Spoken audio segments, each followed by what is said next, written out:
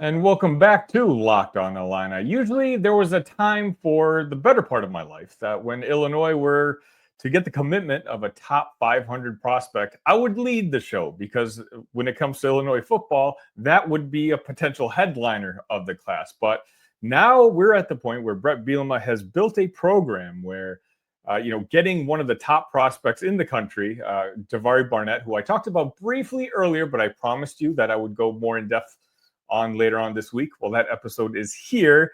And to talk about Javari Barnett, I'm going to be bringing on recruiting expert Brian Smith from the Portal Podcast. Brian, thank you so much for coming on. Appreciate it. So, Brian, you know a lot more about Javari than I do. For me, I'm just impressed. Basically, 445 nationally composite is what I'm looking at. But what's more important to me than any of these ratings is the teams that Bret Bielema beat out in order to get Barnett's services. I mean, you're talking about Barnett had an official visit scheduled with Alabama that he's now canceling because he's decided to commit to Illinois. And to me, that speaks volumes more than what these companies, rate these players. But so you tell me a little bit about Javari, if you might. Going into his junior year, he was already a kid that was roughly 200 pounds, and he looked like a college player. I used to live in Tampa where he's at. Been around him, saw him at Under Armour's Future 50, the elite of the elite underclassmen event, catches the ball well away from his body. He's a kid that's very powerful and just looks like a grown man when he was 16 years old. As for who he plays against, he's at Tampa Tech. They don't shy away from anybody. They're playing against elite programs, and he makes guys look bad. Why he's not in the top 300 for a lot more of the services, I'm not sure. Because Tech is a program that always, like Dallas Baker and different guys, it's insane. But anyway, this is a kid that can play right away, and he's a fit for what Illinois wants to do. He's a downhill runner with natural size who likes contact, but he's also patient enough that he's not going to just run into the back of an offensive lineman. He's been coached. So I think Barnett is a guy that will probably play early, and as a sophomore, I'd imagine he'll be the Illini starting running back. Which is fantastic because Illinois, that running back room already is loaded, and the fact that Bret continues to bring in talent at that position, bodes well for the future of the Illini. Do you think possibly one of the reasons he might not be rated higher is this injury that he had this past year? Apparently, he only played in 3 games due to a knee injury. From what I've heard, a lot of the other schools in the recruitment kind of slow played him a little bit, whereas Bret recognized his talent right away and was very aggressive in trying to make him commit to Champaign. That's 100%.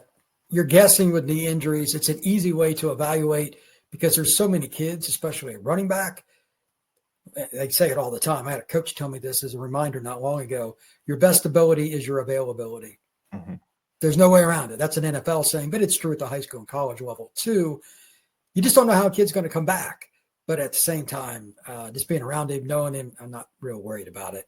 And on top of that, he's at Tampa Tech. They're going to have the right people look at him. They're not going to force him to do things that he shouldn't do. That's a big-time program, so he'll be fine. So Javari marks, I believe this is number 4 recruit from Florida just in this recruiting cycle for Bret. And I think he's had up to 18 or 19 total just in the last couple of years. Can you tell me a little bit, just because I know that's kind of your area of expertise, what this reputation that Bret Bielema and this coaching staff, when they come down to visit Florida kids, what's being said about the program? Well, it's kind of new because historically Illinois has not done very well at all in the Sunshine State. So it's kind of surprising. Well, I mean, recruiting for Illinois, they never had the right coaches as head coaches to recruit. They just didn't. There's no nice way to say it. Mm-hmm. And Bielema is not known as a recruiter, but after he coached at Arkansas and saw how it worked, you can be more physical than teams, but they would get beat on the outside. They've had to change that. They changed how they play defense. Offensively, they need to add more skills. It's down south, Mississippi, Alabama, Florida, Georgia, North Carolina, South Carolina. There's more speed down south. So they've changed how they did things. It's just smart. But as far as the recruits and getting information about them, a few of the other guys like the quarterback, et cetera, I've been around those guys. And Illinois got in on them early. So they just changed where they're recruiting. It surprised us as recruiting it, Illinois. It's been consistent. And the only thing that really matters at the end of the day is relationship building. Bielema's staff has done it. I don't know their staff, but they must have somebody with like an Orlando tie, a Tampa tie, or both. We call it the I-4 corridor between there. It's just loaded, and just about every school has somebody that can play some form of college football, but it is a who you know kind of deal. Kids from Florida are very leery of people. Like it's the hardest state to recruit personality-wise. It ain't close. I can So, do that. and to be honest, I'm surprised Florida has seen so many kids leave to go to Illinois because it's not something they would normally do. Cold weather, it's not a traditional football program. So their relationship building must be elite, or else they wouldn't have a shot at these kids. So, like, are you hearing, like, are you at the point now where you're not surprised when you hear Illinois is involved with a player that's kind of local? I mean, they were trying to think. I want to say 2 or 3 of the kids that were like really highly rated, at least had Illinois in that mix. And then there's Javari, et cetera. We're on that cusp. They need to get like a defensive lineman that everybody wanted, or an offensive, like one of the premium positions, a 4 or 5 star for me to completely believe it, but they're on the cusp. Yeah. I'm hard to convince, but like, again, Florida kids are very fickle about going north. You got to have a reason, but Illinois was a lot better over the last 2 seasons than they've been. They had the corner a couple of years ago go high in the draft. Was he number 4 overall? He was from the Panhandle, and he was a kid that didn't even I don't even know if he had stars. No, he didn't. He was raw. Panhandle kids get overlooked because not many people scout that area, but that's an example. And I think that helped them. And now they're winning games. Mm-hmm. Like they should be a top 15 team, give or take, I think this year. I don't know if they have as much depth as somebody like Penn State or Notre Dame, but they're at least on that cusp.